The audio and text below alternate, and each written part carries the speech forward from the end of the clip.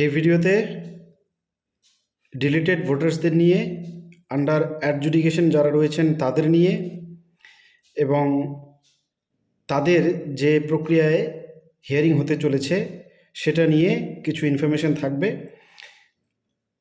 এবং ইআরও যারা ছিলেন ওনারা যে কাজটা করেছিলেন সেই কাজ সম্পর্কে দু একটা কথা বলবো। ওনাদের শাস্তির কথাও বলা হচ্ছে ইসিআইয়ের তরফ থেকে, সে বিষয়ে আপনাদের সামনে কিছু তথ্য তুলে ধরব এবং তুলে ধরব কিছু গ্রাফ, চিত্র, কিছু প্রমাণপত্র। এই প্রমাণপত্রগুলো আমি আমার টেলিগ্রাম চ্যানেলেও দিয়ে রাখবো, যাতে আপনারা চাইলে সেগুলো সংগ্রহ করতে পারেন, বিশ্লেষণ করতে পারেন। ভেবেছিলাম কোনো মিরাকল হবে, হলো না। একটা কবিতার লাইন বলছি, এটা আজ অবধি হয়নি, ভবিষ্যতে হবে না তার কোনো গ্যারান্টি নেই। প্রথমে বলি ডিলিটেড ভোটার্সদের নিয়ে, তাদের কি করণীয়। ডিলিটেড ভোটার্সদের আমরা দুটো শ্রেণীতে ভাগ করতে পারি। এক, যারা নিজে অথবা লিঙ্ক 2002-এ রয়েছে, এবং দুই, যারা নিজেও 2002-এর তালিকাতে নেই এবং কোনো লিঙ্কেজও নেই। এই দুটো ক্যাটাগরিতে ভাগ করতে পারি। যারা নিজে 2002-এর তালিকায় কিংবা বাবা মা, ঠাকুরদা ঠাম্মা, দাদু দিদা ইত্যাদি 2002-এর তালিকায় আছেন, তারপরেও ডিলিট হয়েছেন, ওনারা ডিইও, সিইও ইত্যাদিতে আবেদনের প্রস্তুতি নিন, আবেদন করুন। কারণ আপনারা পুরাতন ভোটার, লিগ্যাল ভোটার, এটা প্রমাণিত 2002-এর তালিকায় নিজের বা লিঙ্কেজ ছিল। যে কোনো কারণে সেটা ভুলবশত হতে পারে, নাম ডিলিট হয়েছে। অতএব আপনাদের ফর্ম 6 নয়, আপনাদের প্রাথমিক যেটা করা উচিত সেটা হচ্ছে ডিইও, সিইওর কাছে আবেদন করা।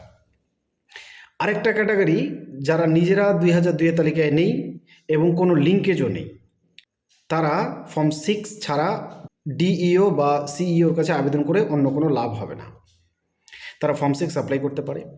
অনেক ক্ষেত্রে দেখা গিয়েছে এরকম যে অনেক যে লিঙ্কেজ পার্সন আছে, নিজের বংশেরই লিঙ্কেজ পার্সন আছে, কিন্তু সম্পর্কটা একটু দূরে হয়ে গিয়েছে, মানে যেখান থেকে আমাদের সম্পর্ক শেষ সেই ব্যক্তি এসে লিঙ্কে দাঁড়াচ্ছে। এরকম ব্যক্তিরা যদি হয় তাও কিন্তু আপনারা, আমি বোঝাচ্ছি, তাও আপনারা ফর্ম 6 অ্যাপ্লাই করে দেবেন, সেক্ষেত্রে আপনাদের ভোটটা উঠে যাবে। কেমন করে? ধরুন আমার বাবা বা ঠাকুরদার নাম 2002-এর তালিকায় ছিল না এনিহাউ।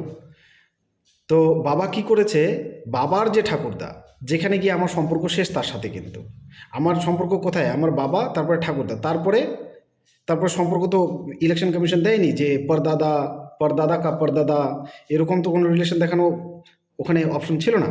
অতএব আমার সম্পর্ক সেখানে শেষ। কিন্তু আমি একই বংশের, আমার বাবার বাবার বাবা যে তালিকায় রয়েছে ওই একই রক্তের ছেলে তো আমি। অতএব কিন্তু আমার যেহেতু ওই সময় প্রমাণ দেখানোর অভাব, প্রমাণ আমি দেখাতে পারিনি, লিঙ্কেজ প্রমাণিত হবে না, কারণ গাইডলাইন ছিল একটা সেই অনুযায়ী। কিন্তু আমার বাবা তাকে ঠাকুরদা হিসেবে লিঙ্কেজ করাতে পেরেছিলেন এবং বর্তমানে তার নাম উঠে গিয়েছে তালিকায় 2026 এসআইআরে।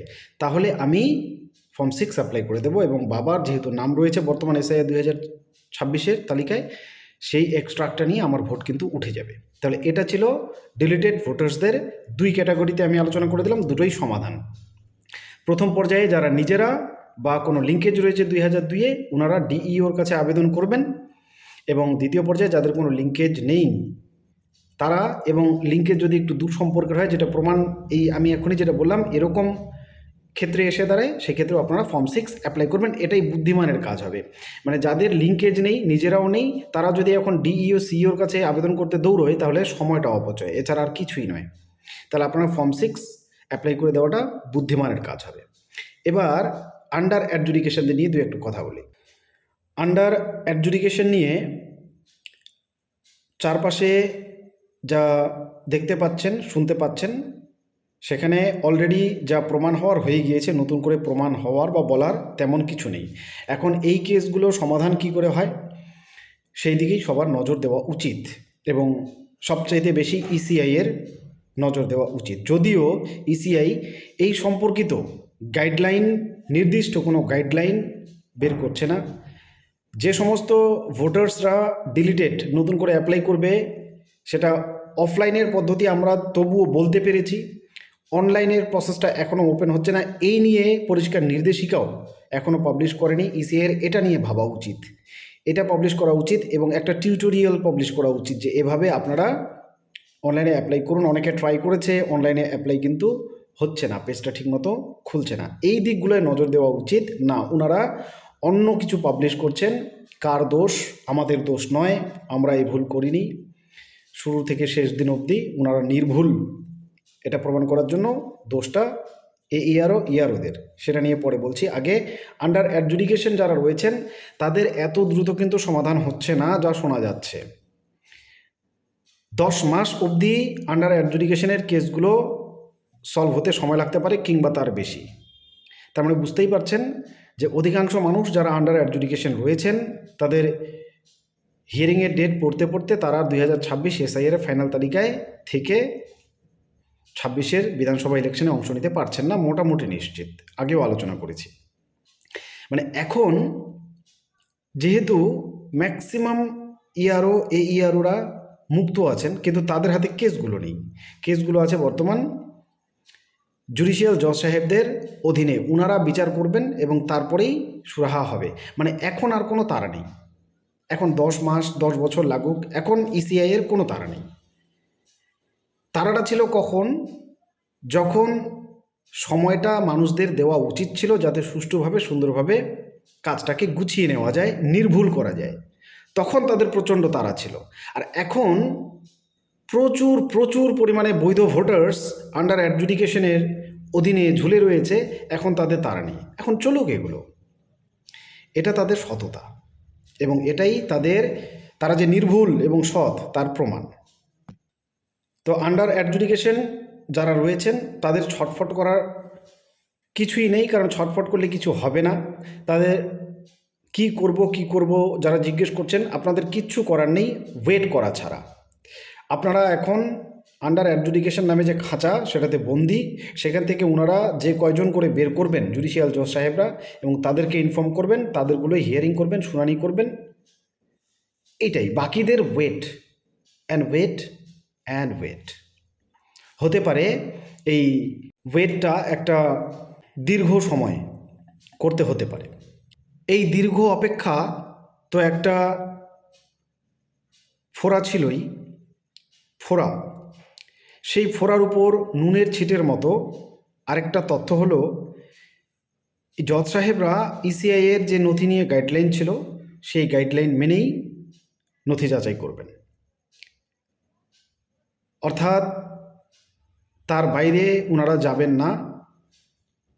অতএব বুঝতেই পারছেন আন্ডার অ্যাডজুডিকেশন যারা রয়েছে এখানে 20 থেকে 25% কেসেস মেবি আবার ডিলিট হতে চলেছে। কেন? কারণ অনেকের কাছে প্রচুর মানুষের কাছে, বিশেষ করে যারা পড়াশোনা করেনি, মাধ্যমিক পাস সার্টিফিকেটটা নেই, এরকম ব্যক্তিদের ক্ষেত্রে ইসিআইয়ের দেওয়া 12টা নথির তালিকার মধ্যে হয়তো নথিগুলো নেই, শুধু সেই কারণেই তাদের নামটা হতে পারে ডিলিট। কারণ জজ সাহেবরা নিজেরা যে কোনো নথি খতিয়ে দেখে যদি বিচার বিবেচনা করতেন বা করেন, এখনও সময় রয়েছে যে ইনাকে তালিকায় ঠাঁই দেওয়া যায় কি না, তাহলে ব্যাপারটা বেশি লজিক্যাল হতো, অনেক বেশি লজিক্যাল হতো। কিন্তু যেহেতু সেই প্রক্রিয়া সমান্তরালে চলছে, বর্তমান কিছু কিছু জায়গায় হিয়ারিং এখনও হচ্ছে, কিছু কিছু কেন সর্বত্র কেসগুলো সংখ্যায় কম, তো সেখান থেকে যে তথ্য উঠে আসছে তাতে শোনা যাচ্ছে যে ইসিআইয়ের বেঁধে দেওয়া নথিগুলোর বাইরে ওনারা বেরোচ্ছেন না। তো এতে করে অনেক মানুষ ন্যায় বিচার পাবেন না, এটা একদম নিশ্চিত। মানে আবার অনেকে হয়তোবা ডিলিট হতে চলেছেন যারা আন্ডার অ্যাডজুডিকেশন, তারপরে আবার প্রক্রিয়া খোলা থাকছে। আন্ডার অ্যাডজুডিকেশনে যারা ডিলিটেড হবেন তারা আর সিইও ডিইওর কাছে আবেদন করে কোনো লাভ হবে না, কারণ বিচার বিভাগীয় মানুষজনদের দ্বারাই ওনারা যেহেতু তালিকা থেকে বহিষ্কৃত হলেন, অতএব ওনাদের একমাত্র তখন কোর্ট চত্বরে যাওয়া ছাড়া আর কোনো উপায় থাকবে না যদি তারা বৈধ হন এবং তালিকায় ফিরে আসতে চান। এরপর ইআরও এবং এইআরওদের যে শাস্তির কথা চলছে, ইসিআই বলছে যে যেহেতু ওনারা ভুল করেছে তাহলে ওনাদের একটা শাস্তির, যদিও এটা কতখানি বাস্তব রূপ পাবে আমি জানি না, তবে এক্ষেত্রে বলতে হয় হোয়াটসঅ্যাপ নামে একটা ইউনিভার্সিটি, যদিও সেটা কংক্রিট নয়, অ্যাবস্ট্রাক্ট, কংক্রিট নয় কিন্তু, মানে তাকে আপনি ধরতে পারবেন না, ছুঁইতে পারবেন না, এমন একটা ইউনিভার্সিটি। এই ইউনিভার্সিটির স্টুডেন্ট সংখ্যা পৃথিবীতে বর্তমানে সবচাইতে বেশি, এবং সেই ইউনিভার্সিটি থেকে অনেক সময় অর্ডার্স আসে, সেই অর্ডার্স ফলো করে যদি কাজ করা হয় এবং তারপরে যদি শাস্তি পেতে হয়, তাহলে পৃথিবীর সামনে দাঁড়িয়ে প্রমাণ দেওয়ার কিছু থাকে না। অর্থাৎ আজকে এই যে দেখুন, সিইও ওয়েস্ট বেঙ্গলের তরফ থেকে যে বলা হলো আন্ডার অ্যাডজুডিকেশনের জন্য দায়ী এইআরও এবং ইআরওরা, কারণ ওনারা নথি আপলোড করেনি। এখন এইআরও বা ইআরও সাহেবরা বাইরে বেরিয়ে এসে পাবলিকের সামনে দাঁড়িয়ে বা কোর্টে দাঁড়িয়ে বলতে পারতো প্রমাণ দিয়ে যে আমরা করেছি, কিন্তু তাদের হাতে সেই প্রমাণটা নেই। কেন? কারণ তারা যে অর্ডারে কাজ করেছেন, যে অর্ডারগুলো সেরকম কোনো লিখিত অর্ডার তাদের হাতে নেই।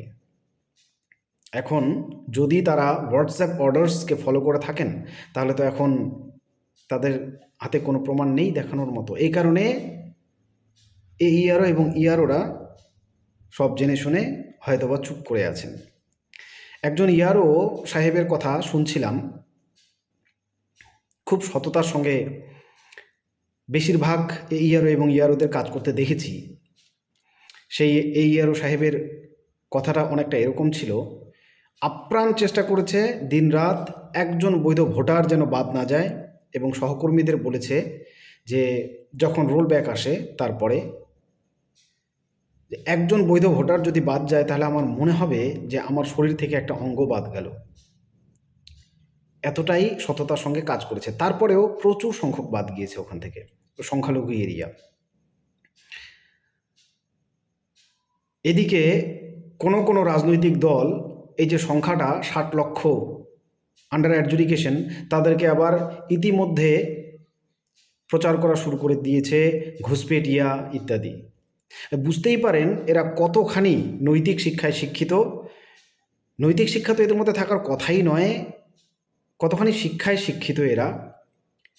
আন্ডার অ্যাডজুডিকেশন মানে যে ম্যাক্সিমাম ওখানে বৈধ ভোটার্সরাই রয়েছেন, তারপরেও তাদেরকে নিজেদের দেশে কোনো দায়িত্বশীল মানুষ ঘুষপেটিয়া বলতে পারে না। যেরকম বলে থাকলে সেটা সম্পূর্ণরূপে অসাংবিধানিক, ভুল, বেআইনি এবং অন্যায়।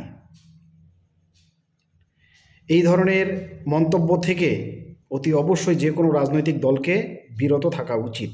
আর রাজনৈতিক কোনো দলেরই সদর্থক ভূমিকা কিন্তু আন্ডার অ্যাডজুডিকেশন নিয়ে দেখা যাচ্ছে না। ছোট্ট একটা দল রয়েছে যারা সবসময় অন্যায়ের প্রতিবাদ করে, লোক সংখ্যা খুবই কম, নাম আমি নিতে চাইছি না কোনো রাজনৈতিক দলের। তারা প্রতিবাদে নেমেছে, প্রতিবাদ করছে। বিশাল বড় বড় জনসমাগম এক ডাকে করতে পারে, লক্ষ লক্ষ মানুষকে মিনিটের মধ্যে জড়ো করতে পারে, এরকম রাজনৈতিক দল কিন্তু আজ অবধি এই আন্ডার অ্যাডজুডিকেশন নিয়ে এখনও অবধি মাঠে দেখা যায়নি। নামা উচিত ছিল। যদি ইনারা ভোটটা দিতে না পারে, ভোটের চিত্র যে বদলে যেতে পারে তা এই গ্রাফ চিত্রটাতে দেখুন। বিশেষ করে যারা বিশ্বাস করছেন না যে সংখ্যালঘু এরিয়াগুলোতে আন্ডার অ্যাডজুডিকেশন বেশি ঝুলিয়ে রাখা হয়েছে বা সংখ্যালঘু ভাই বোনেদেরই বেশি ঝুলিয়ে রাখা হয়েছে, তারা এই গ্রাফটা একটু দেখুন। দেখবেন বিগত বিধানসভায় এ দল যেখানে যেখানে বেশি ভোট পেয়েছে সেখানেই আন্ডার অ্যাডজুডিকেশনটা বেশি, আর এই বেশির ফল হয়তোবা আশা করছে বি দলটা পাওয়ার। এবার নাম নিতে চাইছি না, নাহলে বলতাম, যেহেতু এটা পাবলিক ভিডিওস। নিজের দেশের কাছে